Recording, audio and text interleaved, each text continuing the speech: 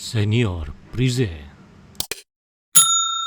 Midlife crisis atau krisis paruh baya adalah sebuah transisi pada sebagian besar orang saat memasuki usia paruh baya. Sebenarnya, definisi dari paruh baya itu sendiri masih sangat bervariasi.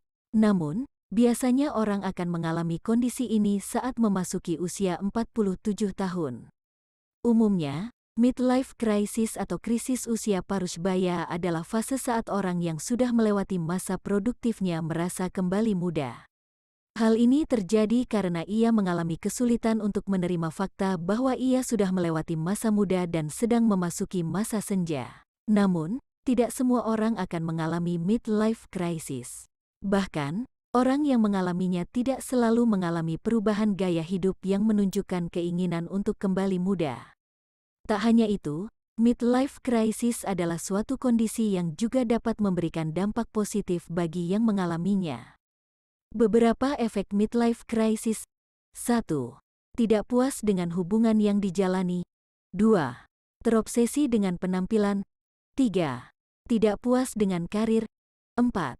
Stres secara emosional. Penyebab midlife crisis. Stigma pada masyarakat mengenai proses penuaan. Misalnya seiring bertambahnya usia, tiap individu menjadi semakin tidak menarik.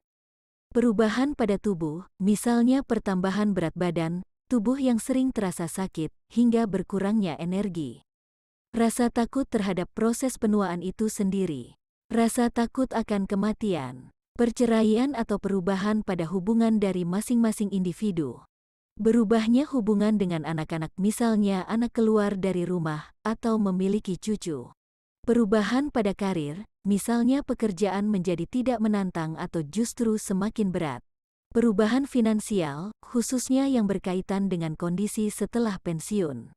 Merasa hidup yang dijalani tidak sesuai dengan harapan. Cara mengatasi midlife crisis. 1. Menerima kondisi ini. 2.